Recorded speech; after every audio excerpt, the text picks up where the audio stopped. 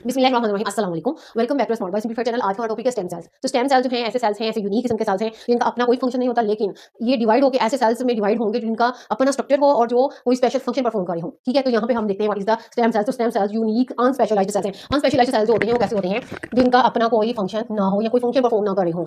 तो with the remarkable ability में एक ऐसी एबिलिटी होती है, ये खुद ब खुद डिवाइड होते रहते हैं, रिपीटेडली डिवाइड होते हैं और इससे जो है सेल्स रीन्यू होगा, यानी कि सेल नया सेल बनेगा। कौन सा सेल? Stem cell. अब ये ऐसे सेल्स में डिफरेंशिएट होते हैं। डिफरेंशिएट का मतलब है जब डिवीजन होती है तो या ऐसे सेल्स ये बनाएगा जिसके वेरियस स्पेशलाइज्ड किस्में होंगी। सेल की स्पेशलाइज्ड किस्में, स्पेशलाइज्ड सेल टाइप का मतलब ये है ऐसे सेल जिसका अपना एक स्ट्रक्चर हो, जिसको एक टास्क दिया गया हो और उसने उसको परफॉर्म करना हो। तो ऐसे स्पेशलाइज्ड सेल्स बनाएगी जब ये डिवाइड होगी। तो जब भी स्टेम सेल डिवाइड होगा तो वो यहाँ तो नया स्टेम सेल बनेगा या फिर वो स्पेशलाइज्ड सेल में जो है ट्रांसफॉर्म हो जाएगा या कह दे डिफरेंशिएट हो जाएगा। तो वो स्पेशलाइज्ड सेल टाइप्स की एग्जांपल्स क्या क्या है? मसल सेल्स जो कि मूवमेंट के लिए हैं, ठीक है, पट्टे। नर्व सेल्स ब्रेन के सेल्स हैं, न्यूरॉन्स इनको बोलते हैं, RBC white blood cells, red blood cells, platelet की जितने भी सेल्स हैं सब स्पेशलाइज्ड सेल टाइप्स हैं, ठीक है, जिनके अपने फंक्शन है। तो ये ब्लड के जो सेल्स होते हैं या ब्लड कहते हैं इसको, तो ब्लड भी यही स्टेम सेल्स बनाते हैं, मसल्स भी यही बना रहे हैं, नर्व सेल भी यही बना रहे हैं। तो अब जब ये डिवीजन होगी तो ये स्पेशलाइज्ड टाइप सेल बन जाएंगे। तो हम स्टेम सेल की किस्में देख सकते हैं on the basis of their potential. कौन सा स्टेम सेल के पास कितना पोटेंशियल है? पोटेंशियल मीन के वो कितने नंबर ऑफ सेल्स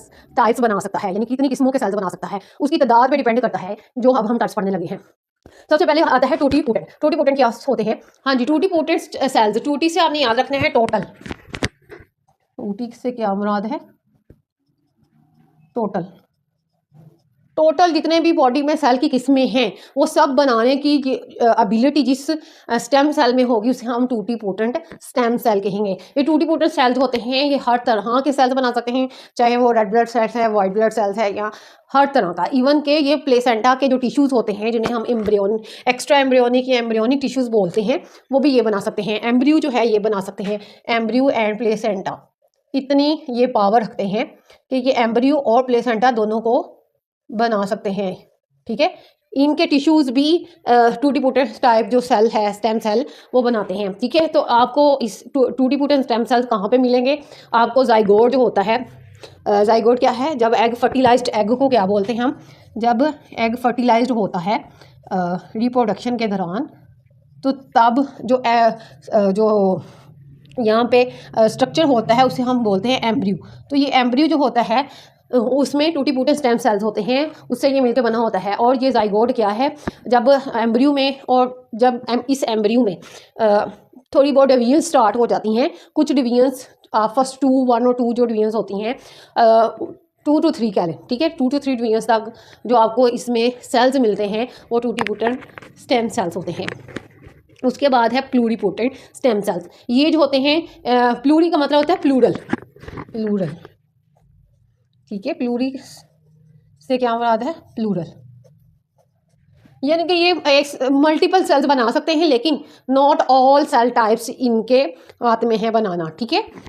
तो प्लूरल का मतलब है कई सेल्स ये बना सकते हैं, नॉट द एम्ब्रियो और प्लेसेंटा इनके कंट्रोल में नहीं है, ये उनको नहीं बना सकते। एक ऐसा सेल जो कि प्लेसेंटा भी बना दे, एम्ब्रियो भी बना दे, ठीक है, तो वो तो हो गया टूटीपोटेंट। जो प्लेसेंटा और एम्ब्रियो के अलावा बाकी सेल्स बना सकते हैं वो क्या होंगे? Pluripotent stem cells. इसके एग्जांपल में आ जाते हैं ईएससी। ईएससी क्या है? एम्ब्रियोनिक स्टेम सेल्स, ठीक है। उसके बाद है मल्टीपोटेंट स्टेम सेल्स। ये बना सकते हैं related cell types. Related cell types कौन सी हो सकती हैं? जो एक दूसरे से रिलेट हो, यानी ब्लड के, तो ब्लड के red blood cells, white blood cells, platelets जो हैं वो मल्टीपोटेंट स्टेम सेल बनाएंगे। तो इनको हम बोलते हैं हिमेटोपोटिक। जो स्टेम सेल्स हैं वो क्या हैं? मल्टीपोटेंट होते हैं, यानी कि एक ही तरह, एक ही जो ब्लड है ना, ब्लड के तमाम सेल्स, जितने भी सेल्स हैं, रेड ब्लड सेल्स हैं, वाइट हैं या प्लेटलेट्स, वो सभी इसमें जो है बनाने होते हैं। ओलिगोपोटेंट्स जो होते हैं ये चंद क्लोजली रिलेटेड सेल टाइप्स बना सकते हैं, ठीक है, जिसमें लिम्फॉइड हो गया, माइलॉइड स्टेम सेल्स हो गए। माइलॉइड जो होते हैं, लिम्फॉइड स्टेम सेल जो होते हैं ये क्या बनाते हैं? टी सेल्स बनाएंगे। लिम्फॉइड का बता देती हूँ, लिम्फॉइड बनाते हैं टी सेल्स, बी सेल्स, ठीक है, NK सेल्स, ये लिम्फॉइड सेल्स बनाते हैं। माइलॉइड सेल जो होते हैं इसमें एसिनोफिल्स सेल बनते हैं, बेसोफिल्स, यानी कि ये ब्लड के ज़्यादातर जो सेल्स हैं वो माइलॉइड से आते हैं, ठीक है। मल्टीपोटेंट जो है रेड ब्लड सेल्स और वाइट ब्लड सेल, प्लेटलेट्स भी बना रहा है, लेकिन जो लिगोपोटेंट होते हैं ये भी एसिनोफिल्स, बेसोफिल्स, ये भी सेल ब्लड के अंदर ही होते हैं, ठीक है। उसके बाद आते हैं यूनिपोटेंट। यूनिपोटेंट सेल जो होते हैं ये सिर्फ एक सेल बना, यूनि मीन एक, इसने एक ही सेल टाइप बनाना है, लेकिन ये सेल्फ रीन्यू हो सकता है, इसमें एबिलिटी है कि वो सेल्फ रीन्यू हो जाए। तो एग्जांपल इसकी आ जाती है मसल स्टेम सेल। जितने मसल के सेल्स हैं वो यूनिपोटेंट स्टेम सेल से आते हैं। ठीक हो गया। उसके बाद अब हम देखते हैं इसके यूजेस। हाँ जी, अब हम देखते हैं uses of stem cells. Application कहाँ कहाँ हो रही है, स्टेम सेल्स को यूज़ कहाँ कहाँ किया जा रहा है। तो स्टेम सेल जो हैं वो दुनिया भर में मेडिसिन को रेवोल्यूशनाइज, यानी उनमें इसके उसमें अद्वियात में इनकलाब लाने के लिए इसका इस्तेमाल किया जा रहा है। सबसे पहले आता है रीजनरेटिव मेडिसिन। रीजनरेटिव मेडिसिन का क्या मतलब है कि जो डैमेज टिश्यूज़ होते हैं ना उनको रिपेयर करना हो, जैसे पार्किंसन जो डिजीज़ है उससे टिश्यू जो हैं वो डैमेज हो जाते हैं। डायबिटीज़ से heart damage, spinal cord injuries, जो कमर की जो चोटें होती हैं, ठीक है, उनको इलाज करने के लिए। इसके अलावा ब्लड जो डिसऑर्डर्स जैसे ल्यूकीमिया है, ब्लड की कमी, कईयों में ब्लड की कमी होती है, कईयों में जो है रेड ब्लड सेल्स की कमी होती है, कईयों में वाइट ब्लड सेल्स की कमी होती है, ठीक है, इसे ल्यूकीमिया और एनीमिया बोलते हैं। तो इन सब को इस सब में टिश्यूज़ डैमेज होना और उसको रिपेयर करने के लिए जो है स्टेम सेल्स का इस्तेमाल किया जा रहा है। कैसे? स्टेम सेल्स से जो है अद्वियात बनाई जा रही हैं और अद्वियात को यूज़ करके इनको इन डिजीज़ का जो है इलाज हो रहा है। उसके बाद आता है drug testing and development. New medicine जो होती हैं उनको टेस्ट करना, उसको जो है स्टेम सेल जो होते हैं से निकाले गए जो टिश्यूज़ होते हैं उन पे टेस्ट किया जा रहा है। उसके बाद डिजीज़ मॉडलिंग। स्टेम सेल से डिजीज़ का प्रोसेस समझना जो है बहुत ही ज़्यादा ये चीज़ फैल चुकी है। जैसे कि डिजीज़ कैसे आई और ये कैसे फैली, ये सब जानने के लिए स्टेम सेल्स का इस्तेमाल किया जा रहा है। ठीक है। उसके बाद नंबर 4 पे है टिश्यू इंजीनियरिंग। साइंटिस्ट जो है वो आर्टिफिशियल ऑर्गन्स और टिश्यूज़ बनाने की कोशिश कर रहे हैं, तो इस वजह से स्टेम सेल्स का इस्तेमाल किया जा रहा है। तो इसके बड़े रिस्क भी हैं, डिसएडवांटेजेस हैं, जैसे कि एथिकल इश्यूज़ हैं, इम्यून रिजेक्शन है, यानी कि इम्यून सिस्टम उन टिश्यूज़ को जो स्टेम सेल बनाता है, जो स्टेम सेल से तैयार किए गए हैं, वो रिजेक्ट कर देता है। इसके अलावा ट्यूमर फॉर्मेशन है, प्लूरिपोटेंट सेल्स होते हैं वो ट्यूमर भी बना सकते हैं, क्योंकि वो बहुत जल्दी ही जो है डिवाइड होते हैं, बहुत जल्दी जो है डिफ्रेंशिएट होते हैं। टेक्निकल डिफ़िकल्टी हो सकती है, हाई कॉस्ट आती है, सेफ्टी कंसर्न्स होते हैं इन द ट्रांसप्लांटेशन जब स्टेम सेल्स लगाए जाते हैं। ठीक है। अब हम देखते हैं स्टेम सेल्स की कैटेगरीज। स्टेम सेल की कैटेगरीज का क्या मतलब है? जब हम स्टेम सेल्स को उनके ओरिजिन की बेस पे, यानी वो कहाँ से निकले हैं, उनको कैटेगराइज करें तो सबसे पहले कैटेगरी आती है हमारे पास एम्ब्रियोनिक स्टेम सेल्स। ये embryonic stem sales, embryonic stem cells जो होते हैं ये कहाँ से डिराइव्ड हुए होते हैं? ये एम्ब्रियो की अर्ली स्टेज जो होती है, ब्लास्टोसिस्ट, ठीक है, उसके इनर सेल मैस से ये निकाले गए होते हैं। तो ब्लास्टोसिस्ट एक एम्ब्रियोनिक स्टेज है, एम्ब्रियोनिक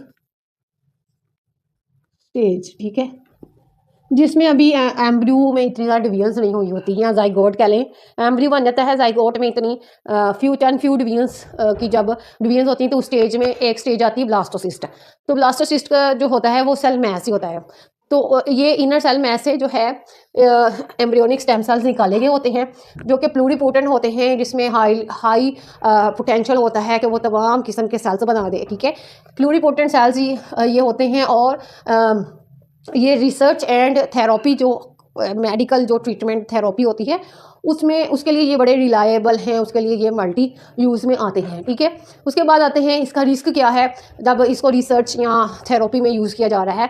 तो ट्यूमर फॉर्मेशन, टेराटोमस, यही मतलब होता है। टेराटोमस जो होती है ऐसा ट्यूमर सेल जिसमें तीनों जो है टिश्यू की लेयर होती है, एक्टोडर्म, एंडोडर्म, मीजोडर्म। ठीक है, तीनों टिश्यूज़ की लेयर वाला जो ट्यूमर होगा उसे टेराटोमस बोलते हैं। और इसके अलावा जब ये इस तरह का स्टेम सेल जब किसी में लगाया जाएगा, किसी पेशेंट में, तो उसका इम्यून सिस्टम उसको रिजेक्ट भी कर सकता है। तो इम्यून रिजेक्शन का यही मतलब है, जब भी इसको यूज़ किया जाएगा तो रिस्क है कि उसका इम्यून सिस्टम इसको रिजेक्ट करते, सूट ना बैठे। जैसे हम कहते हैं ना, किडनी ट्रांसप्लांट कराया लेकिन जो है वो ख़राब गई, मतलब नाकाम गई, क्योंकि या तो मसल्स उसको एक्सेप्ट नहीं करते वहाँ पेशेंट के, या ब्लड, या फिर ब्लड तो वैसे चेक करके ही लगाया जाता है, और दूसरा जो है इम्यून सिस्टम रिजेक्शन भी हो सकती है।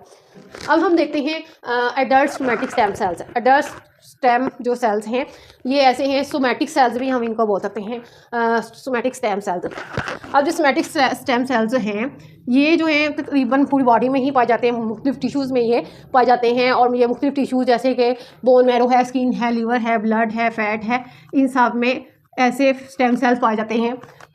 लिमिटेड पोटेंशियल के, जो लिमिटेड ही डिफ्रेंशिएट होते हैं।